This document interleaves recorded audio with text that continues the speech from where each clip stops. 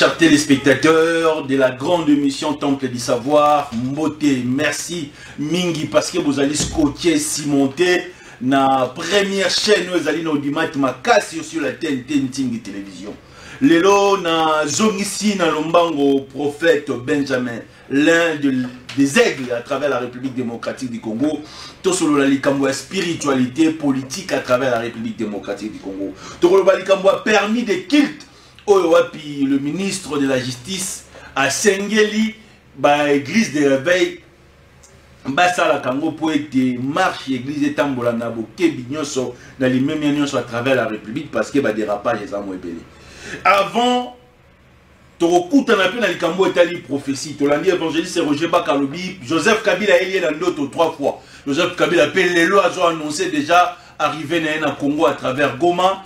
Est-ce que sur le plan spirituel, les alliés significatifs, Kobo Sanati a prophétie à Monamboka Roland Dalo avant l'élection au Baka, Azomon a candidat président de la République. Moussous Barotam Wana chaise roulante, Moka Boti Kabiso, prophète Benjamin Aigle, n'a pas si on beauté. Merci papa Bibi Mbote Nalo. Privilège à Makassa Royambo Lelo. Et c'est un besoin partagé. Et c'est un besoin partagé. D'abord, première question. C'est qui un prophète, l'homme de Dieu? Merci beaucoup. Yambo permettre de répondre à la question. Vous allez libre parce que vous allez émission. Merci papa. Na pesi bandeko nyonso bazolanda biso bisika bazali na bandaku na bureau bisika belé bazali. Ba nyonso bazolanda biso na nzela ya télévision na nzela ya internet nzamba pambola bango mbote na bango surtout mbote mingi na honorable na mona ekala honorable Ntingi. C'est pour la mingi. Pichu cerveau. Oui. Na pesi mbote mingi sika zali pe merci les sous. La confiance à porter na biso ko tike na biso l'espace na télévision boye Temple du Savoir les a quand même émission monene. Merci mingi. Pour répondre à la question na yo na ekiminga mke, c'est qui un prophète? C'est qui un prophète? Un prophète c'est d'abord c'est l'oreille de Dieu. Litoi ya Nzambe. Mosakoli azali oyo ayoka kankolo. Yango so tali bien na ba prophétie pe na ba prophète mingi ezala na Bible. La première des choses ainsi parle l'Éternel. Donc avant aloba fo yoka. Donc prophète azamutu oyo Nzambe a pesiye liloba ya boyebisa. Donc azali to ya Nzambe. Très bien. Azali to ya Nzambe. Dans l'émission l'émission en vérité. Oui. L'homme de Dieu. Tolandi évangéliste Roger Baka, personnellement Ngaï. Alobi Joseph Kabila bimeli na ndoto 3 fois. Et Tolali Tolamuki, Tomoni pe Joseph Kabila annoncé que Azozonga Congo Kalamingiti. Yo ekanke Mosakoli. Oko mona nini topo golobani. Merci mingi na pamboli nzambe mingi bon évangéliste Roger Baka na ndenge na yebeliye na tangu mukie o na pesa ka kolanda ye j'ai remarqué que malobebele alobaka ekoma osama malobebele alobaka alors alobi mukonza mboka kala bimeli na ndoto 3 fois le président honoré oui Joseph Kabila et récemment quand tu le Congo peut annoncer qu'à Osonga na Congo Denis Sipa lobaki que moni kufa Joseph Kabila prophétie a pesaki Denis Sipe azabe moko ya grand prophète na mboka na biso. Très bien. Oyo nga personnellement la respectaka pe po makambebele alobaka et salamaka. Très bien. Alors ndenge basakoli balobi retour ya ancien président prophétie faut topesa nga ata total ndenge salama mais je sais que ndenge balobi. Et vrai. Na boyo kota na ba détail makasi pourtant on zamba lobe na ba prophète na yé particulièrement au bibale totangi je n'ai pas été là donc na ça qu'on s'est réservé à commenter prophétie mais na fandi na zo observer en pour bible lobby ne rejetez pas observer étudier la prophétie très bien tout ça na phase à étudier parce que a annoncé à Zozonga très bien le vrai problème que le Congo a aujourd'hui est-ce l'église l'homme de Dieu? Le vrai problème que le Congo a aujourd'hui c'est pas l'église c'est l'homme. L'homme est le grand problème. Que ce soit dans les pays, que ce soit dans l'église. Au moment où l'homme a dit bosso au mutufo ayeba, il a dit notion de responsabilité. Il a dit que moko ya institution de l'homme ya makasi on a matiqué la mokili. L'homme doit être responsable de ce qu'il fait, de ce qu'il dit, et surtout responsable de biloko nyonso eza autour na ye. Na Congo, tu as un problème makasi. Problème na biso na Congo ezali responsabilité mutu. Aye ba comprendre ba responsabilité na ye pe assumer makamba za ko sala pe aza ko loba. Très bien. Ça c'est un grand problème au Congo. Et ça ka église te.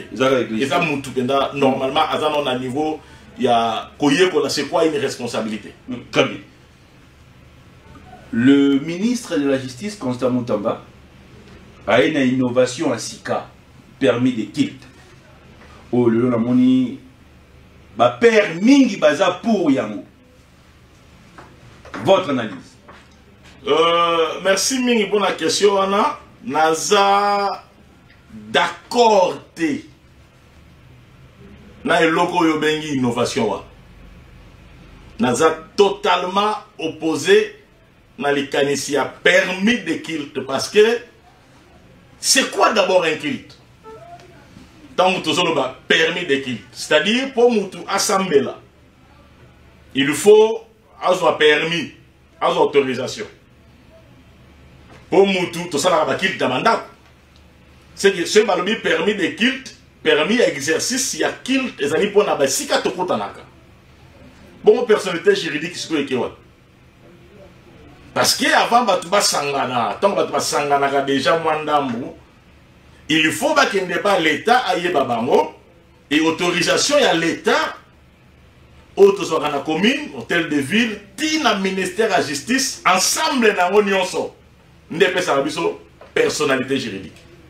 Et personnalité juridique, ils ont autorisation. Il y a structure ou ana autobengi église, bah ça là, service n'a pas autobenga kilt. Quand on veut parler de permis de culte, c'est-à-dire... Parce que l'église de réveil marche en désordre. Parce que la marche de l'église de réveil aujourd'hui n'est pas crédible. C'est pour cela que mon aki jour yango, ba père et belé bazalaki, et puis ba tu belé bazalaki, ba tu moukiende ba kima ki bazala ordre te. Na comprendre bien. Est-ce que permis de culte, c'est ça permis l'église de réveil? Et ça pour l'église de réveil? Toi, ils ont permis de culte. Ils ont permis de quitter. Donc, et ça pour l'église de réveil. Mais la plupart des gens bazaki on les a eu battu l'église. Na bolingana ko ma place wana. Mais il explique ngo na no bien pour na ngono tumbolinga persona lo belango bien. Le culte, même bandero na biso ya bundu dia mayala. Basala na culte. Bandero na biso ba musulman basala na culte. Bandero na biso ba kimbangiste basala na culte. Bandero na biso armée du sali basala ka culte. Voilà n'entanga ba confession religieuse. Permis de culte wana. Et ça à l'église de réveil, toi et ça paye à ma confession religieuse ce soir. C'est à ça que nous trouvons que bah père et église de réveil, il faut quelque part avoir l'attention de l'eau. Surtout la présence de baron dans ma campagne de moi. Ils ont rabaissé valeur, crédibilité à l'église de réveil makasi. Parce que l'équipe, même celle de mort à Salaka, dans le Salama match, ça kill. Alors, ça a permis. Cette histoire doit être bien définie. Ah, c'est mal défini, ça l'on sait. Et ça, quand on a raison d'avoir existé, parce que personnalité juridique, ça déjà. Est-ce que loi, to sous-bassement dans vos années? Et Bomi Mobeko, il y a personnalité juridique. Est-ce que l'équipe assemblée? Ba votaki yango to esa nango kaka batu bavandi ba bengi mokonzi ba bisi mokonzi te to sale loko parce qu'apparemment on dirait ce qui est bongo on dirait tout le monde en bongo tout le monde on dirait un groupe il y a ba leader groupe il y a ba pasteur parce que on m'a dit que ça tout est très importante ngapa na comprendre la question pourquoi ka ba père l'église de réveil ndé ba accompagner le roi ok ba confession religieuse musu bazalaki mais ba père l'église de réveil bazalaki moi mingi confession religieuse musu bazalaki ouais arabeni sale zalaki. C'est moi qui pose des questions. Nga na mona gamote. Na moni ba kimbagiste kunate. Na moni ba musulman kunate. Na moni kaka église de réveil. Et ça pose problème. Tout ça c'est là tout monde a permis de culte ba que ça vient na biso Nankamba notre représentant. Nankamba kuna papa na biso Dialungana. Ba pesa permis de culte. bakendo pesa ye bakendo pesa cardinal Ambongo permis de culte bapesa Utembi cardinal permis de culte. Pourquoi cette histoire-là? Ils ont une connotation, on dirait ça quand l'église de réveil. C'est parce que l'église de réveil est désorganisée. Ils ont désorganisé. Il n'y a pas de respect envers le Père. Le Fils aujourd'hui a tout ça dans ma campagne. Il y a un problème. Qui est un père? Parce qu'au Congo, Bampaka Bazali. Bampaka Bazali. Église de réveil, et ça n'a pas de problème na yango. Oh, tout ça qu'on reconnaître que tout ça n'a pas de problème na biso. Mais la institution nous pas problème Bazali, n'a pas exemple. Est-ce que le ministère de la justice, parfois magistrat Bazali, Bazali. On a tous la victime, il y a le mois de janvier. Magistrat moko na 4e mairie na parquet. Alors ça va la cacher 4 jours. Pour la foutre une côté. Un mois. En décembre, la foutre était en janvier, mais ça l'a été dans la cache. Et c'est pour autant dire que tous les magistrats vont faux. Le ministre de la Justice, Tangazi Bokonzi, a bêti Luboko na messa, il a dit que notre justice est malade. Il faut traitement. Tu sais pas, tu accompagner. L'église de réveil, tout ça n'a pas de problème, il a biso. Tout ça, vous réglez en haut, malem, mais n'est pas de biso. Papa, c'est ça, moi, ça n'a pas de problème, c'est biso, c'est non. Mais, tout ça, vous boyandé, et loko oyo, et simbite côté moussousou, tout le cas, simbi sango na encore côté moussousou. C'est-à-dire, moi, boulou, moko, boye, ba père, ba yokanité entre bango na bango, ba kitisa, libabe à bongo babana, la génération. Té. Ceux qui totali parmi ma père, oh, tout bien la père des réveils, n'a pas biso. Ma père, moussousou, il y a bango de l'imade. Ma père, moussousou, tout le monde a bango de la magamboine. Je peux citer l'exemple. Tu ne verras jamais le général Sonic à foutre dans cette histoire. Parce que l'église doit rajouter. Depuis le Congo et le Congo, il n'y a pas un homme de Dieu, serviteur de Dieu. Tomuta Mokili, musicien Tonan, attendu ça stade de martyrs, le roi général Sonic à foutre. Tu le vois ça. Donc c'est un homme à respecter. Plein où il y a ça dans le stade de martyrs. C'est le temps passé, hein? Le temps passé, le temps passé. Papa, tu as la histoire. Tu as la histoire. Poto yeba lelo, poto yeba lobe skato okende. Donc si lelo, mutu as comme na Trump ya père wana zate. So tali fe na biso père na biso Léopold Muto. Pone bi bana makambo na te. Tata na ngai archevêque Coutinho Fernando. Afanda kimia, dépasse la poto. Abima na makambo na te. Il n'y a qu'un groupe de pères. Oyo makambo na bango zo simbate. Ba ni biso to lo bakata bongo. O makambo na bango zo simbate. N'a pas dit que le monde a fait Bosco na bloc. J'ai dit non, à côté de bloc. Mais il y a un groupe. Oh, ma cambouna, on va s'aller simba. Il n'y a pas créé le qu'on a pas avoir dans la génération. Voilà pourquoi on a même la carte soit-disant groupe skill, il y a pas père. Par contre, quand ça va gêner mon boé. Par contre, quand ça va un groupe là, on peut pas bien ça, on va pas père. La notion du père est perdue dans la Congo. Qui est millionnaire père, ben père? Vous attendez de parler. La notion du père. Apparemment, tu as la crise dans la carte d'église de réveil. Et crise et ça pas ma gêne était. Et ça pas ma père. Très bien. Parce qu'il n'y a pas un père qui peut crier aujourd'hui sur ce qui. Azate. L'église de réveil. Azate. C'est quoi le bureau au téléphone? C'est quoi télémélie au téléphone? Donc, tout ça, bon, donc nous avons d'abord des problèmes qu'on doit régler. Alors que ces problèmes-là, est comment? Mais aujourd'hui, nous avons un représentant, Papa Ezibaya Mampia. Oh, tout le monde qui a fait le lancement, il y a eux, mon conduit à justice, ça qui a permis de tirer tout. Est-ce que ces gens-là sont toujours dans le faux? Être un père et être un représentant légal et un bleu balé. Un représentant légal, ça va fonction. Mais père et ça, ils sont en train de dire à ta père. Soit le mito, soit boya ou toye, soit le mito de mais représentant légal, tant qu'on a le bawana, à celui-ci, il y a un groupe déjà à dire d'accord, t'es dans ma lobby. Bon, ça là autrement. Bon, ça là, oh, ben on va se payer. Pourquoi? Parce que, bah, on soit représentant légal, on a fonction, donc on a le pouvoir, t'es dans l'église, t'es dans le ministère, où il y a au Kamba. On a pour représenter, mais ils sont pas moula matadi. Mais toi, la posa ya mutu oyo a telemi père, attends le roi, que même une église n'a pas d'avis que sera lobby dans Banga. C'est ça le problème, c'est ça être père. Représentant et sa fonction. Et ça va bloquer l'État. Et ça bloque la bataille.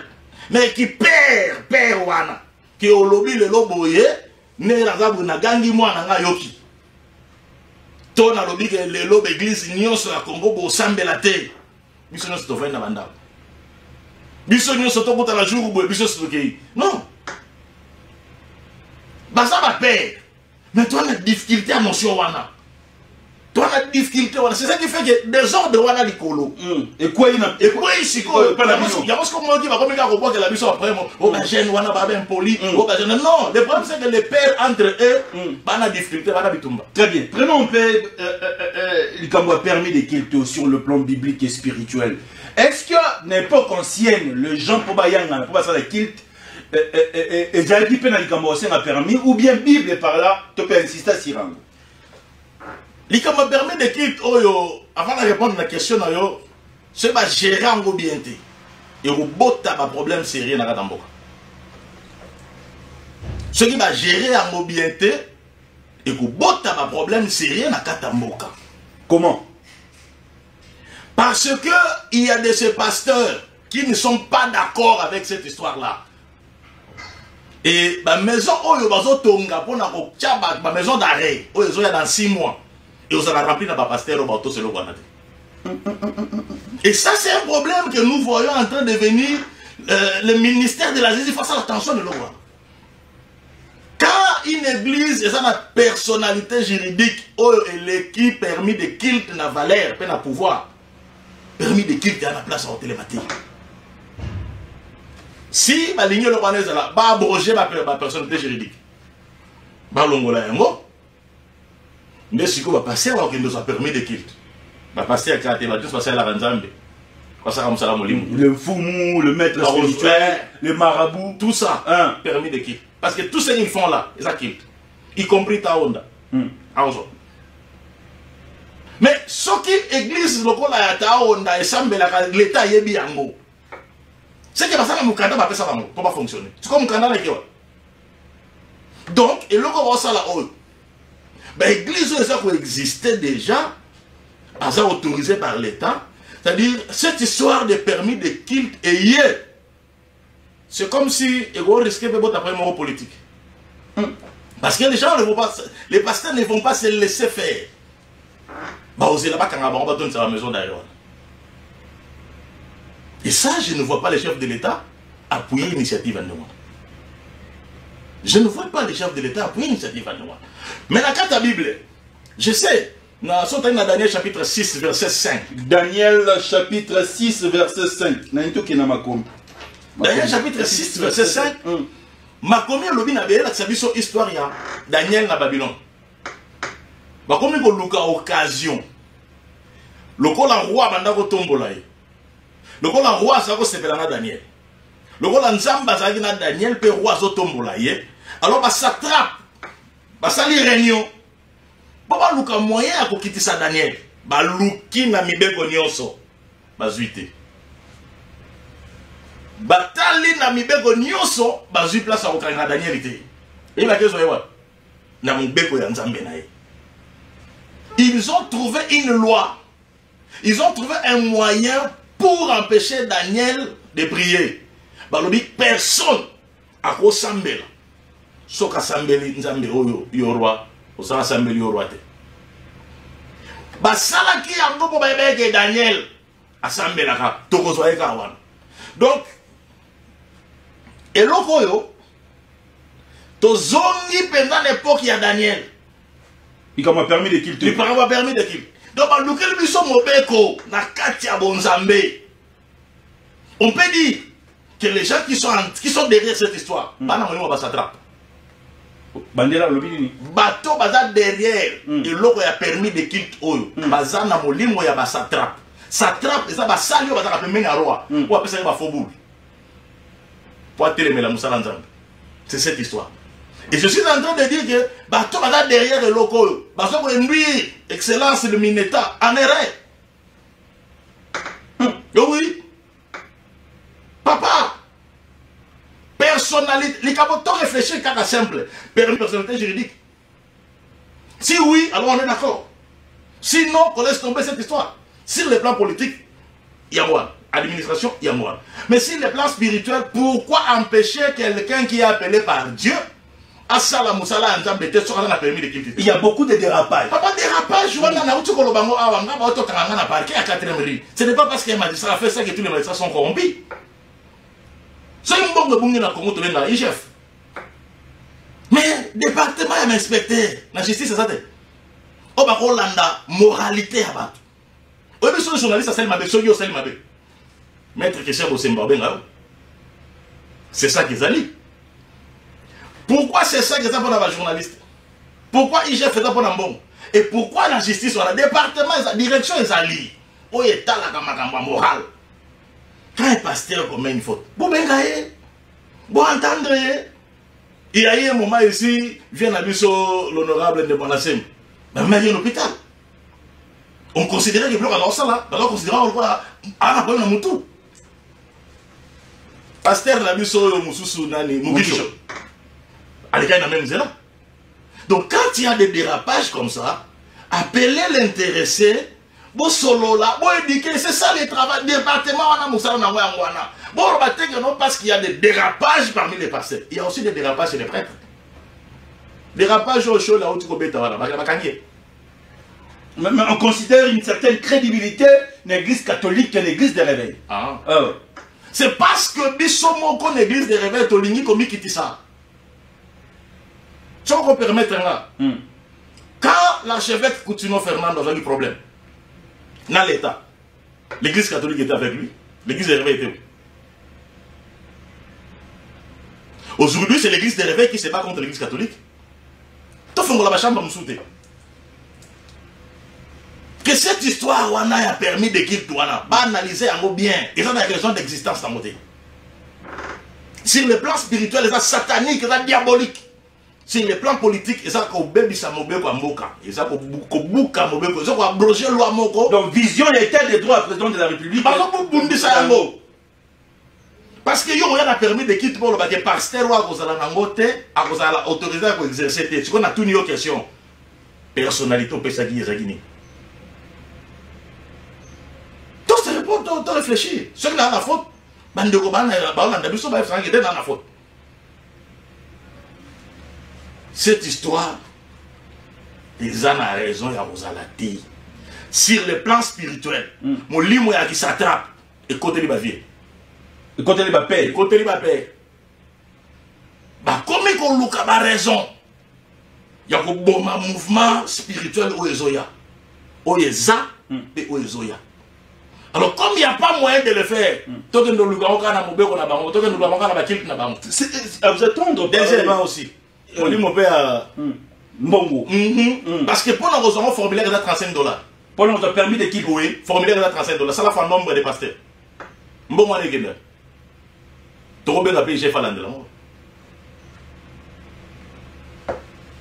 Donc cette histoire-là doit s'arrêter.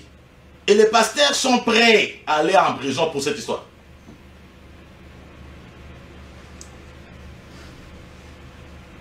Permis de culte. Mesdames et messieurs, nous avons le privilège de recevoir le prophète Bézomé Kalala. C'est parmi les aigles spirituels à travers la République démocratique du Congo. L'homme de Dieu. Tata. L'église des réveils nous a présenté Corneille Nanga. Oh! L'église des réveils nous a présenté Corneille Nanga. Corneille Nanga qui aujourd'hui acquise Jean-Pierre Bemba, qui est mouvement Yadosa, l'élu alliés constitutionnel, au MLC Saladi anticonstitutionnel. Corneille Nanga qui dit aujourd'hui que lui, il est là pour libérer le peuple au bazar, l'élu sous dictat président de la République, Antoine Félix Tshilombo Tshisekedi. Est-ce que c'était une erreur de la part de l'église des réveils de présenter Corneille Nanga? Parce que nous avons suivi Denis Lessi. Oh, le baraton Baena Nanga, Bisoto Boyaka, Denis Lessi a parlé. L'évangéliste Kizamina Kibila, même il s'est fâché par rapport à Boyaka. Est-ce que le vrai Dieu existe encore dans l'église des réveils? Pas mon Makambo Nanga, pour ça la lobité tombe représentative. Tout le monde a la question à casser. Tout le monde a la question à casser. L'église des réveils, il faut ça l'attention. Na makambo belé zo sala, les opposés. Tant que l'église de réveil est qui nananga. Sincèrement, bah il y a qui makanisi mabe ananga te. Bah il y a qui te. Bah soit qu'il y a une église morobo na salongo, alors baka ndenge on s'appelle na biso denele salobai. Bah soit qu'il y a une église morobo na balemba kuna ba soit na rigini. Bah c'est les mikanda butu butu. Bah qui est présenté, celui qui a dit mon dit ceux qui a rola dans là pour bah qui dit monsieur Ibuna. Au moins lui il a été sincère. Grâce à Pelanaï. Soit Salim Abbé, prophète de l'Église. Soit Salim Abbé, Senga Bolimbis. Général Sony, ancien pasteur, soit Salim Abbé, Ami Sabatnos. Mais, les restes au Wana, pourquoi la Sengi Bisson nous le pardonner? Ils sont travaillés avec. Il n'y a pas de magasin ma bénaïe.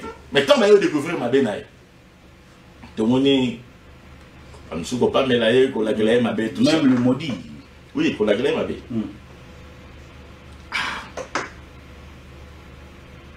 Corneille Nanga, même pardon à Outosenga, sera sincère.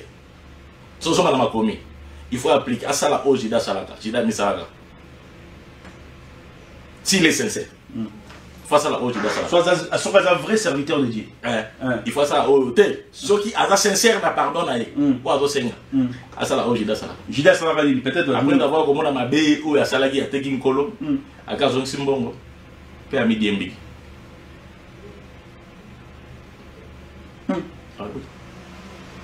Parce que le nombre de gens au Bakoufi. C'est belé papa. Et puis allez voir la Nanga. C'est comme ça qu'on a pour ça on continue.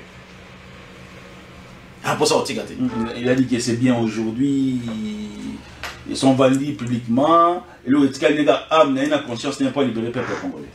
Même Amnae, c'est pas condamné à la mort. Procès mort de Saramagia. Tu vois, ancien pardon, on ne doit pas condamner déjà. Donc, et le Kowana, tout ce qui sa conférence en mois de mars, on a clôturé le mois de la femme. Que Dieu bénisse Dalila. Et là, quitté ma conférence. Kozanga koyeba ki patriotisme na yo ezali sumu. Parce que nzambo ayebi yo, ayebinga, ayebi kwa congolais. Ayebi pe koza mwana ya tata na bino na mwana mama na bino. Donc Dieu sait que nda salanga boy na congolais. Et par conséquent, tout en étant congolais, il faut pas battre la Congo. Il y a un moment où tu as la Bible, mais tu as bien, tu as 150 na biso moko. Dalila avait une valeur. Et puis valeur a des agnes. Azali ngambora là. Tango tali Samson. Pour na bango, Samson a muto aso pour mamboka na bango. Très bien. Donc faut aussi dire. En d'autres termes, pour na Dalila, Samson a Kagame. Pour na Dalila, Samson a Corneille Nanga. Pour na Dalila, Samson a Wilingoma. Il faut aussi que ça aille. C'est ça la mentalité que nous, les Congolais, nous devons avoir. Parce que Biloko Aboye, quand ça passe par l'église des réveils, il y a une faute grave. Voilà pourquoi en tant qu'église, il faut tout ça là, tout le monde Biloko Wana. Il faut tout ça là, tout le monde là, Bayrel Wana. Il faut tout ça là, tout. Malheureusement, ma père m'a distrait. Très bien. Est-ce qu'aujourd'hui l'église des réveils rose à la reconnaissance un pas Joseph Kabila pour y taper ça l'église des réveils Mikanda? L'église des réveils, avec bien l'église des réveils, il y a la ligue des églises et ministères des réveils au Congo, les MIRC.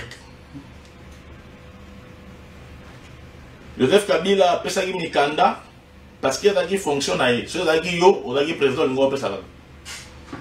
Vous avez la reconnaissance, oui, après ça qui Mikanda, on a qui na bokonziwana. Mais quand tu as la redevable, tu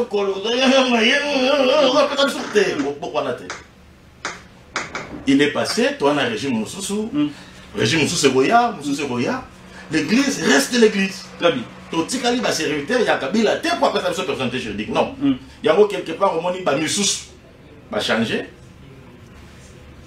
Comme un régime, mais à l'époque, Kabila va récupérer un régime à Kabila.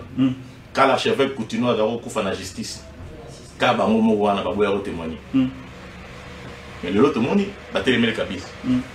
Donc ce sont des choses que nous sommes en train de combattre par rapport à l'église Lélo. L'église des réveils, reconnaissance, oui. Azaki n'a beaucoup de il y a re-signé, Pisaki. Très bien. Mais tout ce qui nyongoté, le rôle ça la photo ça la rakaka, tout ça la raté. Aujourd'hui, on a nini Lélo, avant dernière question. Sur destin sur le plan prophétique dans Makambo Nengezoleka. Et tant que mon sac. Avant de répondre, nous avons une émission de Salaka en janvier 2024. En 2024, en janvier, nous avons une émission, dernière émission, on a dit que nous avons une liboso qui va te belé selon prophétie à Papa Dalo. Nous avons un politiquement à Koufi, nous avons un problème, à comme un handicap. Interprétation d'auto. Est-ce que le que il y a handicapé à chaise roulante, il y a un problème. Nani Tata na yo milatre. Nani milatre. Tata na milatre. Tanga Congo. Milatre Moïse Katumbi. Kabila soka ya ina goma pande kone nanga nani ka nani Moïse Katumbi akende kuna. Akende kuna. Mais awa koma te. Moni esa makambo oto ozela isa la mati. Ya ko souci d'auto répondre mutu mo na pour ça le quoi le béozon. Aya. Aya. On attend. Prophète évangéliste Roger de Samoni yango. Denis le saloba yango. Aya. Donc il n'y a pas de problème. Mais pour les pays, ils ont un décollage, il y a Makasi. Ah. Ça, c'est une mission, papa. Mboule beti batu badindi azo na décollage. Yo na décollage. Nazo yebiso. La ça image wana na la tina wana. Décollage ni ozo mona. Nazo yebiso solo. Papa tra au flatter biso. Yo kana yebiso yo. Décollage. Yo kana yebiso yo. Moni changu ndio comme yo kana yebiso. Ngana mwana changu ne grandi a changu. Ngana mwana changu vraiment na changu benanga ye. Moni esika bitumba na yo e utaka. Nde sika ngolu na opeza. Bitumba Joseph et Uta Nandoto. Bika ya Joseph pe Uta Nandoto. Aigle. Moni biloko to so mona oyo. Très bien. Les signes de l'acceptation que tu décoller bien. Plus to comme étouffé, plus to pumbuka. Peu de temps. Très bien. Au mona mboka. Na ozonga na plateau na yebisa, on a yebisa ki yo. Très bien. To décoller. C'était le prophète Benjamin Kalala, notre invité il y a après-midi à Lélo. Merci Aigle. Zamba Pambola. Mais c'est pas lui, mais non, il y a votre dernier mot pour clôturer. Le balance sur les gens, merci. Surtout, na s'adresser mingi na mineta na biso na justice. Le Cambo Italie permis de culte wana excellence, monsieur le ministre d'État en charge de la justice et garde des sceaux.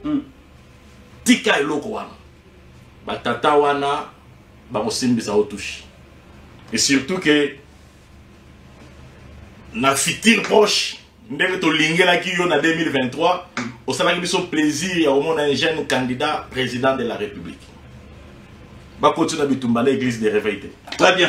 Restez scotché si monté au programme d'Intingui Télévision. Un grand merci à la Pichou, l'honorable Intingui Pololo. Restez scotché si monté. Ciao.